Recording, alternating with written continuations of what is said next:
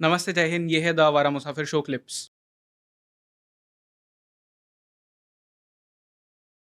मतलब main conversation में हम जाए उसके पहले मुझे आपसे यही जानना है कि ट्रेनिंग का जो सिलसिला होता है ये क्या होता है। बिकॉज जितने बार मैं किसी भी आर्म पर्सनल को यहाँ पे होस्ट करता हूँ, all of them tell me कि हमारे लाइफ में जो सबसे बेस्ट एक्सपीरियंसेस हमारे रहे हैं वो ट्रेनिंग के टाइम के रहे हैं। बट जब ट्रेनिंग चल रही होती है तो आपने भी मुझे ऑफ द कैमरा कहा कि बहुत गालियाँ देते हैं हम एंड बहुत इरिटेटिंग वो लगता है, but after the training it feels like कि यार क्या दिन थे वो।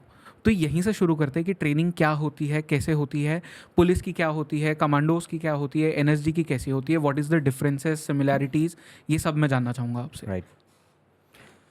तो मैं पुलिस में हूँ, हम्म। तो जब मैं था हम्म। तब मैं एक पोस्टिंग काट रहा था एक आइलैंड में। हम्म। तो जब मैं और मुझे थाना का पोस्टिंग नहीं था, मुझे कोर्ट का पोस्टिंग मिला था। तो कोर्ट का बहुत मतलब? कोर्ट में एज अच्छा, अ जो जनरल रिकॉर्ड ऑफिसर, ओके। मुजरिम को पेश करना वगैरह। तो मुझे मज़ा नहीं आ रहा था। मैं फील्ड का आदमी हूँ, मुझे फील्ड में रेड्स में उसमें मज़ा आता है। हम्म। और ऑन द फील्ड बैक काम करना, मुझे इंफॉर्मेशन निकालना, रेड्स मारना वो पसंद है। हम्म। तो मैं वहाँ पोस्टिंग, जब वो सबका होता है नॉर्मली, जो पोस्टिंग जब जाते हैं अगर जहाँ स्लॉट रहता है तो वहाँ होता है। राइट। तो सब इंस्पेक्टर का मुझे जनरल रिकॉर्ड ऑफिसर कोर्ट में दिया गया था। और बोरिंग लाइफ था यार। जज का सामने बस मुजरिम को पेश करो, फिर घर चले जाओ। 2-3 घंटा का ड्यूटी रहता था। राइट। क्या ही करूँ। तो अचानक एक ये आता है हमारे पास, करिकुलम आता है कि एक कमांडो कोर्स हो रहा है, हम्म। आईटीबीपी का, एंटी टेररिस्ट कमांडो कोर्स। जब कोर्स का नाम पड़ा तो एंटी टेररिस्ट कमांडो कोर्स, तो आपके भी रोंगटे खड़े हो गए होंगे। एंटी टेररिस्ट नाम सुनते ही राइट। हमारे उसमें एक एक्साइटमेंट आता है। मैं बोला क्या कोर्स है ये। तो मैंने इसको देखा आईटीबीपी का, मैंने यूट्यूब में सर्च किया हम्म। कि ITBP anti terrorist commando course. तो उसमें पूरा इंटरव्यूज़ आता है कि कैसे होता है ट्रेनिंग। हम्म। 75 डेज़ का एक्सटेंसिव ट्रेनिंग होता है, जिसमें टाइट्रेशन रेट, मतलब जो अगर 100 बच्चे उसमें भर्ती होते हैं तो केवल 30 ही कर पाते हैं, बाकी सब राइट। छोड़ के भाग जाते हैं। तो मैं बोला ऐसा क्या ही फिज़िकल कराते होंगे, क्योंकि मैं फ़िज़िकली तो फिट था ही। मैं 13 साल से ट्रेनिंग कर रहा हूँ फ़िज़िकल का। तो मैं बोला मैं अपना लिमिट टेस्ट करूँ क्या एक बार। मैं सोचा, तो बोला यहाँ पे ऐसे ही बोर हो रहा हूँ, क्या कर रहा हूँ। बोले चलो एक बार भर के देखते हैं। हम्म। तो मैंने वो कमांडो का फॉर्म भरा। राइट। और तब एसपी मैम मुझे जाने नहीं दे रही थी, क्योंकि वो और वहाँ में कोई ऑफिसर नहीं था उसके लिए। तो वो लास्ट एज था, 33 is the hmm. Last age of that training. उसके बाद आप नहीं कर सकते। तो मैडम से रिक्वेस्ट किया, मैम मैं 33 का हो जाऊँगा अगले महीने, हम्म। मुझे प्लीज़ ये कोर्स जाने दीजिए। मैं लाइफ टाइम कोर्स है, मैं एक बार अपने आप फिज़िकल टेस्ट करना चाहता हूँ। तो मैम मान गई और मेरा नाम रिकमेंड कर दिया। तो मैं पहुँचा आईटीबीपी ट्रेनिंग सेंटर, भानू में है, हरियाणा। हम्म। तो वहाँ पहुँचा और पहुँचने के बाद ट्रेनिंग शुरू हुआ। तो ट्रेनिंग शुरू हुआ फर्स्ट दिन हमें हमारा वहाँ ये ऑर्गेनाइज़ हुआ। तो उसमें आईजी सर आए, उनके ट्रेनिंग एकेडमी के, आकर हमें अच्छा मोटिवेट किया कि ऐसा ट्रेनिंग है ये। और ट्रेनिंग शुरू कैसा होता है, 2 मिनट का मौन रखेंगे सबको बोला। हम्म। बोला मौन क्यों। बोला पिछले बैच में एक जवान जो है इस ट्रेनिंग के दौरान अपना जान गंवा दिया था। हम ना एक दूसरे को देखने लग गए जो हमारी ट्रेनिंग की। जान गंवा दिया मीन्स वो ड्यूरिंग, अच्छा ऐसा हुआ था कुछ रिवर क्रॉसिंग में, उसका हार्नेस खुल गया था और वो रिवर में डूब गया था। तो उनका डेथ हो गया था, वो शहीद हो गए थे। तो जब बोला तो सबके दिल में एक डर तो आता है यार। हम्म। मौत से किसको डर नहीं लगता था शुरू में जब हम गए थे। तो शुरू हुआ, तो ऐसा शुरू हुआ हमारा कमांडो ट्रेनिंग। उसके बाद सबको बोला गया ठीक है अब जाओ रेडी होके अपना कैमोफ्लेज ड्रेस पहन के आ जाओ। और फिर हम कैमोफ्लेज ड्रेस पहन के आगे ग्राउंड में दिन के धूप में, हम्म। और ट्रेनिंग शुरू होता है। वेलकम टू कमांडो बोले और सब नीचे बैठ जाओ बोले। और फ्रंट रोल बहुत बड़ा ग्राउंड है, परेड ग्राउंड बहुत बड़ा ग्राउंड है, जिसमें 6,000 बच्चों का अटेंडेंस होता है। तो सोचिए कितना बड़ा ग्राउंड होगा, राइट। लगभग एक क्रिकेट स्टेडियम के उतना। और वहाँ पे front roll, back roll, side roll. और ये होने के पहले जस्ट ये, और जब हम मीटअप चल रहा था हमें जलेबी और समोसा ज़बरदस्ती खिलाया गया था। भाई उस्ताद की खा लीजिए सर, खा लीजिए, आप पहला बार आए हैं, खा लीजिए। तो ट्रेनिंग शुरू हो रहा है तो सबने ज़बरदस्त अच्छा जलेबी समोसा खा लिया, किसी को नहीं पता कि ऐसा कुछ होने वाला है। और जब ये फ्रंट रोल बैक रोल चल रहा है और पेट के अंदर जलेबी समोसा जो मुंह से बाहर आ रहे थे सबके, सब उल्टी कर रहे हैं कंटिन्यू। और ट्रेनिंग ग्राउंड में मोटे मोटे पत्थर कंकर सबके पीठ में लग रहे हैं, और पीठ में छाले, पीठ से खून निकल रहा है किसी का फ्रंट रोल के समय सर मुड़ गया, किसी का पैर मुड़ गया। और पीछे से सभी उस्ताद के हाथों में लठ बजा रहे हैं, शुरू में सबके पीछे मार रहे कंटिन्यू। ये हम्म। ट्रेनिंग कम से कम, ये जो इंट्रोडक्शन स्टार्टिंग जो है ये कम से कम 4 घंटा चला। उसके बाद सबको कैमोफ्लेज ड्रेस उतारो बोला, अंडरवेयर में और कीचड़ वाले पानी में सबको ऊपर से कूद जाओ बोला, और कीचड़ वाले पानी में कूदे, उसी के अंदर क्रॉलिंग कर रहे हैं, फ्रंट रोल बैक रोल सब कुछ, और बगल से वो उस्ताद लोग बम फोड़ रहे हैं। बम फोड़ रहे हैं? हाँ, नॉर्मल जो हम लोग का दिवाली का हाँ। बम फोड़ रहे हैं, हमारे ऊपर फोड़ के फेंक रहे हैं, ओके। और हमारे मुंह में पूरा कीचड़, हमें दिख नहीं रहा है क्या चल रहा है, हमें आइज़ में कुछ, पूरा मुंह भर पूरा कीचड़ है, पूरा बदन सना हुआ है कीचड़ से, हमें कुछ नहीं दिख रहा है, बस बम फुट रहा है, सबको डर लग रही है फुट क्या रहा है, क्योंकि सबके आइज़ में तो मट्टी है, तो आइज़ खोल ही नहीं पाएंगे हम लोग। ओके। कंटिन्यू चल रहे हैं, उस्ताद डायरेक्शंस दे रहे हैं, यहाँ चलो, राइट चलो, लेफ्ट चलो। इस तरह ट्रेनिंग का 4 घंटा एक्सटेंसिव रगड़ाई हुआ। उसके बाद ट्रेनिंग बोलते वेलकम टू कमांडो बोले, फिर जाओ बोले, फिर उसके बाद सब गए, चेंज उंज करके लेटे ही थे, फिर सीटी लग गया, तुरंत फॉल इन। 1 घंटा के अंदर आपकी ट्रेन चेंज करके वापस तुरंत फॉल इन। ओके। फिर वहाँ में हम लोग का फिर फिजिकल चालू हो गया, फिर कंटिन्यू 2-3 घंटा फिजिकल हुआ। पहला दिन ऐसा स्टार्ट हुआ हमारा कमांडो ट्रेनिंग। राइट। ये कितने दिन का ट्रेनिंग होता है? ये 75 डेज़ का ट्रेनिंग होता है। Okay. 75 डेज़ आपको 75 ईयर्स के बराबर लगेंगे, क्योंकि वहाँ एक घंटा गुजारना आपके लिए मुश्किल है। कमांडो ट्रेनिंग सेंटर में आपका 1 घंटा आप नहीं, एक नॉर्मल आदमी तो 1 मिनट नहीं गुजार सकता वहाँ में उस्तादों के सामने, क्योंकि वो उस्ताद इतने ट्रेंड है, आपको 2 मिनट में आपके खड़े खड़े आपके पसीना निकाल देंगे। राइट। सबसे खतरनाक टास्क कौन सा था इन दो 75 डेज? टास्क सब मज़ेदार है यार, खतरनाक कुछ नहीं होता है। अब मुझे हाइट से डर था, तो मेरे लिए हाइट फोबिया था।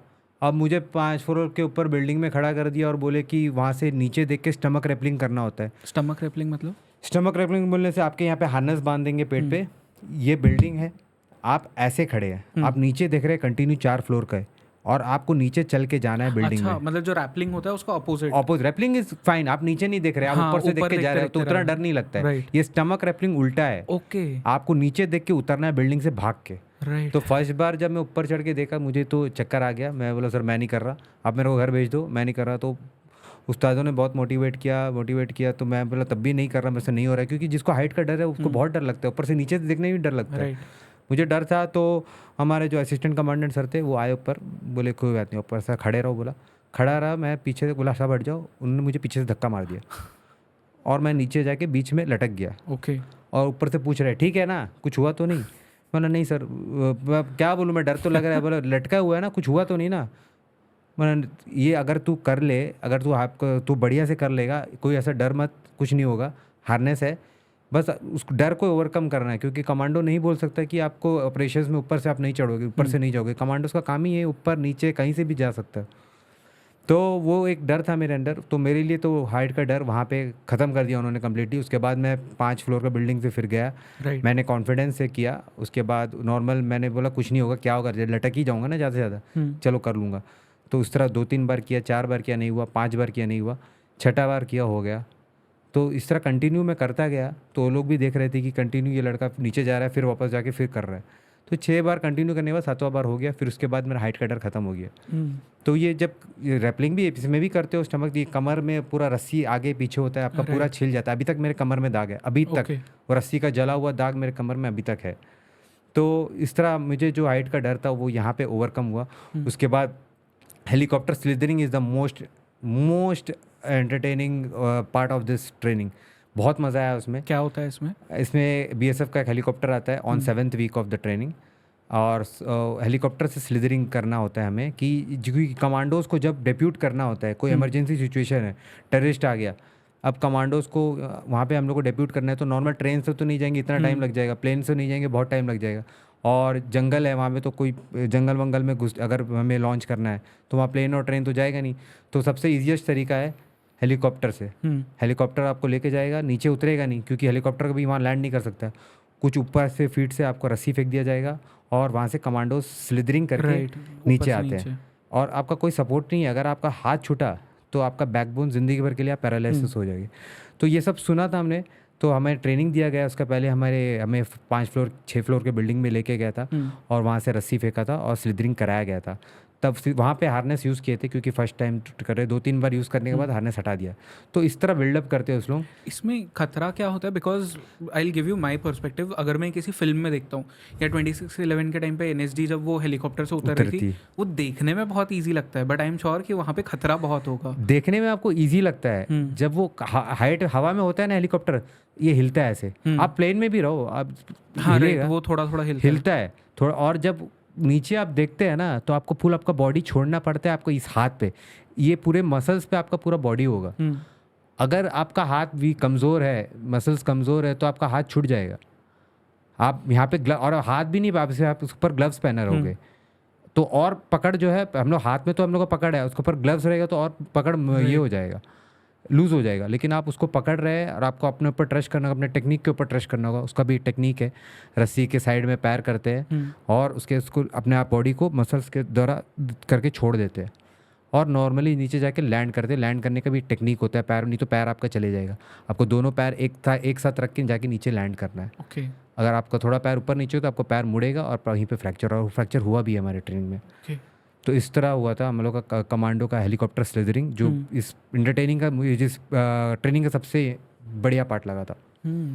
ओके। एंड जब आप वो ट्रेनिंग ख़त्म कर लेते हो, व्हाट डू यू, मतलब खुद के अंदर वो डिफरेंस आपको महसूस होता है फ्रॉम डे 0 टू डे 75? मेरे लिए तो फिजिकल से ज़्यादा मेंटल था। Physically I was strong, I know, लेकिन mentally I was not that strong. हमें क्या है, कंफर्ट का आदत हो गया है आज के लाइफ में, हमें कंफर्ट का आदत हो गया। अगर करंट चले जाता है तो 2 मिनट के लिए तो हमें पसीना छूट जाता है, नींद नहीं आता है। आप बिना करंट में सो सकते हैं क्या? मैं तो बराबर सो सकता हूँ आराम से, मैं कहीं भी सो सकता हूँ। हम लोग को ट्रेनिंग के बाद ऐसा हो गया था कि कहीं भी सो सकते हैं हम लोग। इसका एग्जाम्पल देना मुझे। जो हम लोग जो इस ट्रेनिंग में सबसे जो इम्पोर्टेंट पार्ट है, आपको सोने ही नहीं देते। ये ट्रेनिंग का सबसे अहम जो उसका बेस यही रहता है कि इनको सोने मत दो। क्यों? पर वो आपको मेंटली प्रिपेयर कर रहे हैं। अब एक बंदा, आप जो ये 40 किलोमीटर भागना है जो बोलते हैं, जहाँ जो ट्रेनिंग में जो 40 किलोमीटर रनिंग करवाते हैं विद 18 kg बैटल लोड, ये कोई एथलीट को बुलाएगा तो वो कर लेगा आराम से। आप उसेन बोल्ट को बुलाओ या किसी को भी आप कोई एथलीट को उठा लो, वो फुटबॉल का एथलीट को उठा लो, वो कर लेगा, कोई दिक्कत नहीं है। लेकिन आपको बिना सोए आप अगर उसको करने बोलेंगे ना, तो वो भी नहीं कर पाएगा, भले वो रोनाल्डो या विराट कोहली हो, वो नहीं कर पाएगा। विराट कोहली ट्रेनिंग करता है, बढ़िया से न्यूट्रिशन लेता है, स्लीप सोता है, उसके बाद जाके वो परफॉर्म करता है मैच में। लेकिन कमांडोज को ऐसा ट्रेन किया जाता है कि वो उनको परफॉर्मेंस देना ही है, आप कोई भी सिचुएशन में हो। आप कंटिन्यू, आप हमें जो 75 डेज़ जो हमारा ट्रेनिंग होता है, हमें घड़ी अलाउड नहीं था। तो मैंने चुपके से, अंडर जब फुल स्लीव्स था तो मैंने एक दिन घड़ी पहना, हमें जो स्टेप्स काउंट करना था एक दिन में हमारे कितने स्टेप्स होते हैं।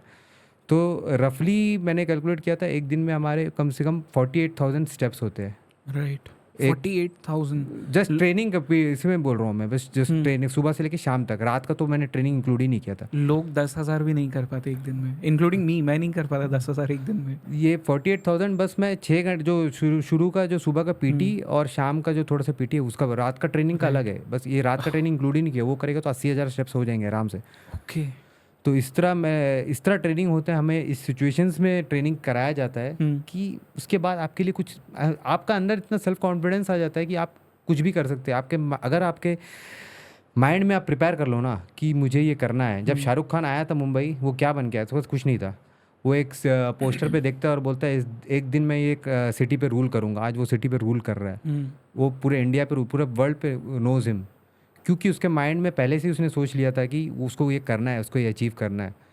तो हमें इस ट्रेनिंग के बाद मुझे इतना पता है कि ऐसा कुछ भी नहीं है कि जो मैं नहीं कर सकता हूँ। Right, I can do anything in this world. बस सब कुछ पॉसिबल है। आप बस कोशिश करो। आप कोशिश करना छोड़ दोगे, उस दिन आपका सब खत्म हो जाएगा। आप कोशिश करते रहो, कभी ना कभी तो अचीव होगा। आप छोटे से स्टार्ट करो। आप 40 किलोमीटर नहीं भाग सकते, कोई बात नहीं, आप 1 किलोमीटर से स्टार्ट करो। आप 200 मीटर से स्टार्ट करो। आप स्टार्ट तो करो। आप स्टार्ट ही नहीं करोगे, आप बोले मुझे वहाँ उस तरह बनना है, विराट कोहली जैसा बॉडी चाहिए, उसका कोई सलमान खान जैसी बॉडी चाहिए, तो कहाँ से होगा? आप स्टार्ट तो करो। करेक्ट। कभी ऐसा कोई दिन आया था ट्रेनिंग में वेयर यू फेल्ट कि अगर इस, मतलब खुद की बॉडी को अगर आप देखते थे, अगर इसके आगे गया तो आई माइट डाई, ऐसा कभी फीलिंग आया था? हाँ, ये तो हर रोज़ ही आता है। वो ट्रेनिंग में आपको रोज आता है ये मतलब वो फीलिंग। आपको मौत तक एक पहुंचाते जो हैं। मेरा ये फीलिंग, मौत वाला फीलिंग मुझे आया था जब 8 किलोमीटर रेस हुआ था। 8 kilometre is not a good, बड़ा कोई बड़ा बात नहीं हाँ। था, लेकिन उसका टाइम लिमिट इतना कम था। तो 8 किलोमीटर का जो है 20 से 25 मिनट के अंदर करना था, तो इतना सांस फूल गया था कि लगा अब तो इसके आगे नहीं होगा, इसके आगे तो मौत ही मौत ही है। लेकिन फिर भी उस्तादों ने पुश किया, पीछे से धक्का मारा, मुझे धक्का मारा था कि रेस फिनिश लाइन के पहले टूट ख़त्म होने वाला था, लेकिन उस्तादों ने धक्का मारा। उसके बाद फिर से भागा और रेस फिनिश किया। राइट। ओके, तो ये इसमें एक अगर एवरेज हमें लेना हो कि कितने लोग पार्ट लेते हैं, कितने लोग पास आउट होते हैं, तो क्या नंबर्स होंगे वो? जब मैं ये यूट्यूब में देखा था तब वो ये था कि 100 बच्चे अगर इसमें पार्टिसिपेट करते हैं तो 40 पास हो सकते हैं, होते हैं नॉर्मली। बाकी 60 जो है कहीं ना कोई पॉइंट में फेल हो जाते हैं, क्योंकि हर हफ्ता टेस्ट होता है। वो टेस्ट क्लियर होना चाहिए, अगर नहीं क्लियर होता है तो जैसे 3.2 किलोमीटर से स्टार्ट होता है रेस, उसमें कुछ बच्चे छट जाते हैं, फिर 8 किलोमीटर छट जाते हैं, फिर 15 किलोमीटर में छट जाते हैं। तो इस तरह ट्रेनिंग में हर स्टेज में लोग बाहर होते रहते हैं। और हमारे ट्रेनिंग में जब हमारे ट्रेनिंग हुआ था तो सब इंस्पेक्टर आए थे और भी स्टेट से पुलिस आए थे सब इंस्पेक्टर ट्रेनिंग करने। तो लास्ट में मैं अकेला सब इंस्पेक्टर बचा था ट्रेनिंग में, बाकी सब क्विट हो गया था, बाकी सब क्विट कर लिया था। तो मैं अकेला सब इंस्पेक्टर था जिसने ये ट्रेनिंग पास किया। ओके। बाकी सब कांस्टेबल रैंक्स के हमारे जवान थे, वो लोग मेरे साथ थे। Right, but I don't know कि ये मतलब डाइसी क्वेश्चन हो सकता है, but without meaning any disrespect, जब हम पुलिस को देखते हैं, स्टेट डिपार्टमेंट ऑफ पुलिस, मतलब दे आर अनहेल्दी, पेट निकला हुआ होता है, अगर उन्हें शायद 2 किलोमीटर भागना पड़े तो वो नहीं भाग पाएंगे। वेराज जो आप ट्रेनिंग कर रहे थे वहाँ पे, आई एम श्योर कि जितने लोग पास आउट हुए दे वर एक्सट्रीमली फिट एंड बना भी दिए गए थे। तो ये डिफरेंस इतना क्यों रहता है, एंड सभी पुलिस ऑफिसर्स को ये ट्रेनिंग क्यों नहीं मिलती? What is the reasoning behind this? देखिए, पुलिस में आपका ऐसा रहता है ना कि आपका जो टाइम शेड्यूल कुछ नहीं रहता है आपका पुलिस में। आपको 24 घंटा में 24 घंटा भी ड्यूटी हो सकता है, 8 घंटा भी हो सकता है, 12 घंटा भी हो सकता है, देयर इज़ नो टाइमिंग। आप घर गए, ड्यूटी ख़त्म किया, आपका 12 घंटा का शिफ्ट हुआ, आप घर गए, थोड़ी देर में कॉल आता है, एक मर्डर हो गया, एक रेड में जाना है, एक सुसाइड हो गया, तुरंत आपको फिर वापस जाना पड़ता है। राइट। तो आपका कोई टाइम लिमिट नहीं है, कुछ नहीं है। और मोरोवर आपका खाने का, आप एक ड्यूटी में चले गए, वीआईपी ड्यूटी में खड़े हैं, आप वो स्पॉट छोड़ के नहीं जा सकते, तो आप खाना कब खाएंगे? तो शाम को आप जब जाते हैं, खाना आपको भूख लगा है, या फिर सुबह आपको जब भी टाइम मिलता है तो आप ज़्यादा खा लेते हैं।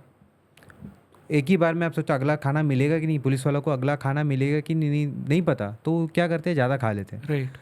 और उसी तरह इस चक्कर में इसी रीज़न है कि पुलिस वालों का पेट अनहेल्दी है, अनफिट है, और उनको न्यूट्रिशन के बारे में कुछ नहीं पता, क्योंकि नॉर्मल आदमी को न्यूट्रिशन के बारे में पढ़ता नहीं है। मैंने न्यूट्रिशनिस्ट की ट्रेनिंग करी है, मैंने एक सर्टिफाइड कोर्स किया है, तब जाके मुझे न्यूट्रिशन के बारे में थोड़ा पता चला। और ये जो पुलिस में है हमारे, जो कोई वीआईपी आता है तो सुबह से आप देखते हैं पुलिस रोड में खड़ा है, शाम तक जब तक वो वीआईपी वापस नहीं जाता तब तक रोड में खड़ा है, तो उनका खाने का क्या है? तो जब भी इसको टाइम मिलता है, थोड़ा भी अगर कुछ रहता है तो ज़्यादा खा लेता है कि अगला खाना मिलेगा कि नहीं मिलेगा, वो उनको नहीं पता। तो ये हिसाब है पुलिस का अनफिट इसीलिए है। और जो आप मैक्सिमम देखते हैं, जो है पब्लिक जो है पुलिस से नफरत करते हैं और आर्मी को प्यार करते हैं। उसका रीज़न क्या है? उसका रीज़न ये है कि आर्मी जो है पुलिस से पब्लिक से डील नहीं करती है। करेक्ट। आर्मी टेररिस्ट से लड़ती है या तो नॉर्मल पेट्रोलिंग करती है, वो पब्लिक को रोक के उनसे कुछ। अब पुलिस का काम क्या है? जो ट्रैफिक वायलेट कर रहा है उनका चालान करना। अगर मैं आपका नुकसान कर रहा हूँ, आप मेरे को 500, मैं पुलिस में नहीं भी था, मेरा अगर चालान होता है तो मैं उसको गाली दे के ही जाता हूँ, मैं चालान मार दिया बेकार का फालतू। आप पुलिस के पास 2 पार्टी जाता है कुछ लड़ाई झगड़ा को लेके, तो एक सही होता है, गलत होता है। तो आपको एक सही होता है और गलत होने के बीच में आपको चुनना है कौन सही है कौन गलत है। आप उसके ऊपर फिर केस करते हैं। तो आप जिसके ऊपर केस करते हैं वो आपसे चिढ़ेगा कि ये बंदा, उनको सबको लगता है कि वो सही है, लेकिन लॉ, हमें क्या है, लॉ फॉलो करना पड़ता है। जो लॉ में लिखा है वही फॉलो करना पड़ता है। अब एक किसी की लड़की अगर उसके बॉयफ्रेंड के साथ भाग गई, 18 साल के ऊपर है, तो पुलिस तो कुछ नहीं कर सकता उसमें, वो बालिग है, वो भाग सकती है। अब ये हम अगर उनके पेरेंट को समझाते हैं कि मैडम हम लोग बस समझा सकते हैं उनको बुला के, लेकिन हम कुछ लीगली एक्शन नहीं ले पाएंगे क्योंकि आपकी बेटी 18 साल के ऊपर है, तो वो पुलिस को अपना दुश्मन मान लेगी। इस तरह पुलिस अगर कुछ मॉब, अगर आप देखते हैं पुलिस का हमेशा कुछ वीडियो वायरल होता है इसको किसी को मारते हुए। आप रोड में मार रहे हैं, उसका पुलिस का वीडियो वायरल होता है और नीचे कमेंट्स आते हैं पुलिस नहीं है, पुलिस बहुत गंदी है, मार रही है, ये कर रही है, respect Indian Army. I also respect Indian Army, my whole family is in defence only. लेकिन जो सिचुएशन है ना, जब वो वीडियो दिखाया जाता है ना, वो एक साइड का वीडियो होता है। उसका पहले का वीडियो वो बंदा पुलिस को धक्का मारा होता है, पुलिस का वर्दी पकड़ा होता है, वो जो वीडियो वाले वो काट देते हैं। क्यों? अगर वो दिखा देते तो वो वायरल नहीं होगा। वायरल कब होता है? जब पुलिस वाला वर्दी में किसी को थप्पड़ मारता है, वो ज़्यादा वायरल होगा कि वो उसको जब वो अक्यूज्ड उसको मार रहा है, उसके बदले में उसको रिटेलिएट कर रहा है। अब मेरे वर्दी में कोई हाथ छोड़ेगा तो मैं तो उसको हाथ जोड़ के थोड़ी बोलूँगा भाई छोड़ दे मुझे। अब मेरे वर्दी का कोई कॉलर पकड़ा है तो मैं क्या करूँगा? रिटेलिएट तो करोगे। अरे वर्दी का एक इज्जत होता है, मान होता है। कोई वर्दी के ऊपर हाथ डालेगा तो फिर क्या ही कर सकता है? जो वो उसमें क्या है, पुलिस वाला अगर हाथ चला देता है उसका वीडियो आ जाता है और उसमें पुलिस को गालियाँ देती है। तो जो पुलिस वाले के फैमिली से बिलोंग करता है, जो पुलिस वाला है, ये बात वो ही जानता है। और नॉर्मल पब्लिक इसीलिए पुलिस को थोड़ा अगर आप आर्मी वालों को बोल देना रोड पे आ जाए और पुलिस पब्लिक से इंटरेक्ट करे, उनका चालान काटे, तो यही पब्लिक आर्मी को भी गाली देंगे। करेक्ट, हाँ, क्योंकि उनका नुकसान कर रही है। आप उनका नुकसान चला, आपका जो 200 रुपये का भी नुकसान हो, 500 रुपये का नुकसान हुआ, तो आप गाली दे के जाएंगे वो आदमी को। तो ये रीज़न है पुलिस को पब्लिक इतना क्यों हेट करती है ये। और पहले पुलिस के ऐसे सब उंगली बराबर नहीं होती, पुलिस का भी गलती है। बहुत पुराने पैमाने में ऐसे वाक़ये हुए भी है कि पुराने जो पुलिस भर्ती होते थे वो लोग थोड़ा रफ थे, राउडी थे। तब कैमरा का ज़माना नहीं था, ये तो इतना हाईटेक ज़माना ही नहीं था, घूस खाते थे क्योंकि पुलिस का सैलरी बहुत कम था। ना पुलिस का सैलरी ठीक है, अच्छा खासा है, तो ऐसा नए लड़के हमारे तरह आ रहे हैं तो बढ़िया, ऐसा कुछ नहीं है ये। लेकिन वही है, पब्लिक का धारणा बढ़ा हुआ है शुरू से कि पुलिस ख़राब है, तो वही चल रहा है। बट देन इंडिया में इतने सारे मतलब अलग अलग स्टेट्स हैं, हर स्टेट की अपनी पुलिस फोर्स होती है। Which state do you think कि मतलब मैं ये नहीं पूछ रहा कि कौन से स्टेट की पुलिस सबसे बेटर है, मैं ये पूछ रहा हूँ कि कौन से स्टेट में पुलिस को ट्रेनिंग सबसे अच्छी मिलती है। देखो, ट्रेनिंग्स की बात होती है तो सब जगह का जो है ट्रेनिंग्स जो है उनके ऊपर, जो सीनियर ऑफिसर्स उनके ऊपर डिपेंड होता है। ओके। तो अब वो कोई ऑफिसर्स उनके टाइम में अगर वो अपने सारे पुलिस को कमांडो ट्रेनिंग कराना चाहते हैं तो कराते हैं, कोई नहीं करा तो नहीं, वो सब स्टेट्स के ऊपर डिपेंड होता है। अब हमारे वहाँ क्या है, ट्रेनिंग्स तो आती है वहाँ से, BPRND bureau of police research and development, वहाँ से ट्रेनिंग्स तो आती है, लेकिन यहाँ से कोई जाता नहीं है ट्रेनिंग करने।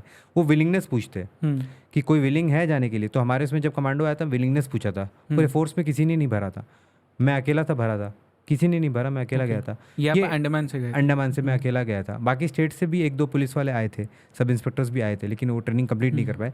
लेकिन मैं अपने वहाँ से मैं गया था। तो ये जो है विलिंगनेस पूछते हैं, उसमें जाते हैं। अब कोई किसी को फोर्स नहीं कर, अभी जैसा एक रूल होना चाहिए कि जो नया बच्चे लोग ट्रेनिंग करके आ रहे हैं, जो अभी ट्रेनिंग करके, उनको स्पेशल फोर्सेस से ट्रेनिंग, कमांडो ट्रेनिंग एक कोर्स कराना चाहिए, मैंडेटरी होना चाहिए।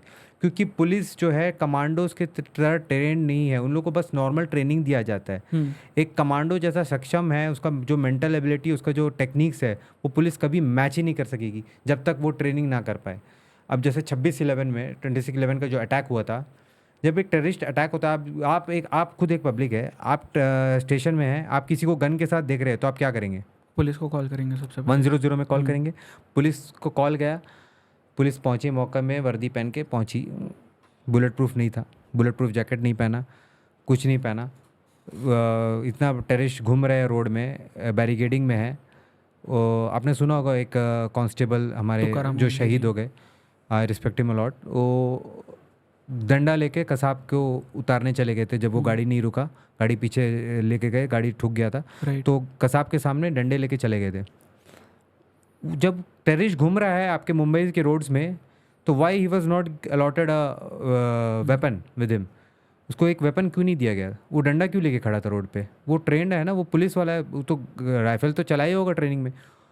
क्यों? क्योंकि नॉलेज ही नहीं है।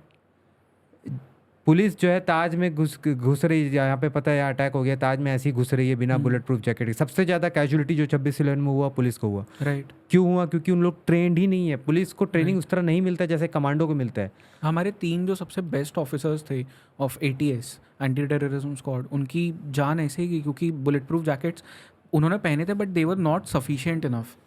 देख, बुलेट प्रूफ जैकेट सफिशिएंट नहीं होता है। बुलेट प्रूफ एक ऐसा नहीं कि आपको वो AK-47 रोक लेगा। बुलेट प्रूफ जो है सब गोली नहीं रोक पाता है। मेरे को ये समझाना कि बुलेट प्रूफ वर्क कैसे करता है जैकेट। बुलेट प्रूफ एक लेयर है शील्ड, लेकिन उससे ज़्यादा फोर्स का अगर गोली आएगा, AK-47 का गोली उस तरह वो नहीं, अगर Okay. लगना है वो लगेगा। Bullet proof can not resist that. तो वो ऐसा नहीं है कि वो, लेकिन उसमें ये ट्रेनिंग अगर आपका सही होता, आपको भी अगर उस तरह ट्रेनिंग मिलता है, कमांडो को जैसे ट्रेनिंग मिलता है, तो आप वो टेक्निक से फॉलो करते हैं कैसा घुसना है। हमारे ट्रेनिंग्स में हमें सब कुछ सिखाया गया है। अगर एक हाउस को अगर ये हो गया, हॉस्टाइल कंडीशन हो गया, अगर उसमें किसी को पकड़ लिया है, हाउसफुल अंडर टेररिस्ट सर्वेलेंस है, आप वो घर में कैसे घुसोगे? आप कोई पुलिस वाला को बुला के पूछिए, अगर ये घर से आपको कॉल आ रहा है, ये घर में आपका टेररिस्ट घुसा हुआ है, आप आइए, तो पुलिस आ गया, वो घर के अंदर घुसेगा कैसा? राइट। ये कमांडो में हमें सिखाया गया कि there are 3 types of ways to enter a house clearing drill बोलते हैं हमें। Okay. इन्हें इस हाउस क्लियरिंग ड्रिल बोलते हैं। तो फर्स्ट इज क्रिस क्रॉस बोलने से ये उसका है, उसमें आप ये जो है, एक इधर जाएगा, आप डोर खुलेगा, एक सोल्जर इधर जाएगा, एक सोल्जर उधर जाएगा ऑपोजिट में। Second is button hook. तो हमारा जो दरवाजे के सामने हम खड़े होते हैं, तो हम ये इशारा करते हैं कि हम लोग बटन हुक फॉर्मेशन में आएंगे। तो हमें सीधा जाएंगे और साइड में जाके दो घुसेंगे, दोनों सीधा जाएंगे और अपना अपना एरिया में स्कैन करेंगे। राइट। और फ्रंट स्लॉट में केवल एक ही दरवाज़ा होता है कि घर में अगर एक ही दरवाज़ा है तो हम सीधा जाएंगे और दरवाजे की ओर मुड़ जाएंगे जिधर दरवाज़ा बंद होता है। तो ये इस तरह हम लोग हाउस को कवर करते हैं और अंदर घुस के टेररिस्ट को न्यूट्रलाइज करते हैं। ये सब पुलिस में ट्रेनिंग ये सब चीज़ का नहीं होता है। राइट। इसका एक बहुत बड़ा एग्जांपल वो भी है ना कि जो यहाँ पे आपने वो मूवी देखी होगी, शूट आउट एट लोखंड वाला। राइट। तो प्रॉब्लम वही था कि वो घर के अंदर एंटर ही नहीं कर पा रहे थे। एंड जो अंदर वो भले वो टेररिस्ट नहीं थे, गैंगस्टर्स थे, बट दे हैड रॉकेट्स वगैरह थे उनके पास में, आरपीजीज थे। तो प्रॉब्लम तो वही है कि ट्रेनिंग अगर मिली होती तो शायद वो बहुत जल्दी क्लियर हो जाता। वो डिपेंड्स करता है वो सिचुएशन कैसा है। लेकिन पुलिस को ऐसा कुछ पता ही नहीं होगा कि हाउस क्लियरिंग ड्रिल बोलने से क्या होता है। राइट। मुझे खुद नहीं पता था। 10 साल का मेरे 8 साल के करियर के बाद तब मैं कमांडो ट्रेनिंग करके आया था। मैंने 8 साल ट्रेनिंग कर ली पुलिस में, 8 साल जॉब कर रहा हूँ, उसके बाद गया हूँ। तो मुझे पता ही नहीं था हाउस क्लियरिंग ड्रिल बोलने से क्या है। ये सब ट्रेनिंग हमें बेसिक ट्रेनिंग में क्यों नहीं कराया जाता है? क्योंकि पुलिस को ज़रूरत नहीं है। ज़रूरत है भाई, सबसे पहले तो कॉल पुलिस को आएगा कि ऐसा सिचुएशन आ गया है, हमारे घर में टेररिस्ट घुस गए, आप आइए। तो पुलिस जाके क्या करेगा? वो हमें कुछ नहीं कर सकता। तब तक उनका जान अगर उनको मार देंगे। मुझे लगा था कि पुलिस को जो फायरिंग ड्रिल्स वगैरह होती है वो महीनों में 1-2 बार होती होगी। आपने कहा कि 3 साल में 1 बार होती है। Actually as per law annual fire बोलते हैं हमारे उसमें। लेकिन जब मैं कमांडो ट्रेनिंग गया था उसके 3 साल तक मैंने फायर ही नहीं किया था। जब मैं भर्ती हुआ था उसका 3 साल तक मैं फायर ही नहीं किया था। जब मैं कमांडो ट्रेनिंग गया तो मुझे गन ही पता नहीं चल रहा था कि कैसे पकड़ूं। तो मैं जब वापस आया कमांडो ट्रेनिंग करके, तो मैंने जब संपर्क सभा होता है हमारे उसमें, जब IG DG सब आते हैं और सारा पुलिस वाले जो है वहाँ इकट्ठा होते हैं, तो उसमें सब अपना प्रॉब्लम्स बताते हैं। तो सब अपना प्रॉब्लम्स बता रहे थे, ये नहीं है, वो नहीं है, पानी नहीं। मैं उठ के बोला कि सर मैं कमांडो ट्रेनिंग अभी करके आया हूँ, एनुअल फायरिंग हमारे उसमें लिखा है, हमारे उसमें 3 साल से फायरिंग नहीं हुआ, क्यों नहीं हुआ है करके। तब उसके बाद ये पॉइंट नोट हुआ और फिर 1 महीने बाद सबका एनुअल फायरिंग शुरू हुआ। वो फायरिंग मैंने शुरू करवाई। तो ये सब कोई इसमें कोई ध्यान ही नहीं देता है। But is annual firing also मतलब इनफ है या वो नहीं, और सूनर होना चाहिए? ऑब्वियसली इनफ नहीं है। आप फायरिंग कितना भी करो इनफ नहीं है। लेकिन बेसिकली आप देखा जाए तो 6 महीने में 3 महीने में एक बार there should be a firing, कि आप उसमें कंटिन्यू, आप सबको नहीं दे सकते, कोई बात नहीं। आप एक स्पेशल फोर्स को तो बनाओ जिसको स्पेशल ये ट्रेनिंग दे सके। राइट। हमारे पुलिस में तो वहाँ तो नहीं है, या मुंबई का तो पता नहीं। हमारे फोर्स में ऐसा नहीं है कि आप किसी एक स्पेशल फोर्स हो कि जिसको ट्रेनिंग कंटिन्यू देते रहे, वो स्पेशलाइज्ड हो। अब मैं ये कमांडो करके आ गया, उसके बाद मैं इसको प्रैक्टिस कैसे करूँ? कुछ नहीं था। उसको प्रैक्टिस तो करेगा तभी तो आप परफेक्ट बनोगे। मैं एक बार सीख गया तो अब उसके बाद मेरे को कंटिन्यू करना है ना, तब तो जाके होगा कुछ। अगर मैं रिस्पॉन्ड कर पाऊँगा, आप फिर भूल जाओगे। तो वो नहीं होता है पुलिस में। ये सब पुलिस इसीलिए बहुत पीछे है, लैग करता है ऐसे सिचुएशंस में। जब आप ट्रेनिंग कर रहे थे वो खाने को लेके क्या कुछ याद है उस टाइम की एक्सपीरियंस? खाना तो जैसा हमारे फायरिंग रेंज में ही खाना आता था। तो 5 जन को एक ही प्लेट मिलता था। वो एक ही प्लेट में आपको खाना है 5 जन को। और जब आप ट्रेनिंग में फायरिंग रेंज में रहते हो तो आप यहाँ से लेके नीचे तक कीचड़ में रहते हो। फुल कीचड़ में ही आपका ट्रेनिंग होता है। ओके। फुल मड में, पानी, उसी में ट्रेनिंग होता है। और वहाँ एक रूल था, खाना खाने के पहले कोई हाथ नहीं धोएगा। वहाँ एक रूल था, अच्छा, ये अपोजिट रूल है। हाँ, घरों में ये होता है कि खाना खाने के पहले हाथ हाथ धोना है डेटॉल से, नहीं तो हाँ। कीटाणु आ जाएंगे पेट में, फूड पॉइजनिंग हो जाएगा। राइट। वहाँ ऐसा रूल था, आप फायरिंग भी कर रहे हो, आपके हाथ में फुल गन पाउडर हम्म। लगा हुआ है, जब फायरिंग करते हो कार्बन पूरा आपके हाथ में गन पाउडर लगा रहता है। वहाँ उस्तादों ने बोला कोई हाथ नहीं धोएगा, आप पूरा ट्रेनिंग में इसी में खाना खाओगे। पूरा ट्रेनिंग हमने उसी में खाना खाया, फुल हाथ में। मैंने फ़ोटोज़ भी मैं आपको भेजूँगा, उसमें खाना खा रहे हैं, हाथ में फुल कीचड़ लगा है, कुछ नहीं हुआ। 75 डेज़ आई वॉज फिट, कोई पेट में प्रॉब्लम नहीं हुआ, कुछ नहीं हुआ, कोई फूड पॉइजनिंग नहीं हुआ। सब आपके माइंड पे डिपेंड करता है। हमारे ट्रेनिंग में यही सिखाया है कि आपका माइंड, अगर आप सोच लिए कि आपको कुछ नहीं होगा तो कुछ नहीं होगा, लेकिन आपको सोच लिया अरे मेरा पेट ख़राब हो जाएगा तो वो हो जाएगा। ओके।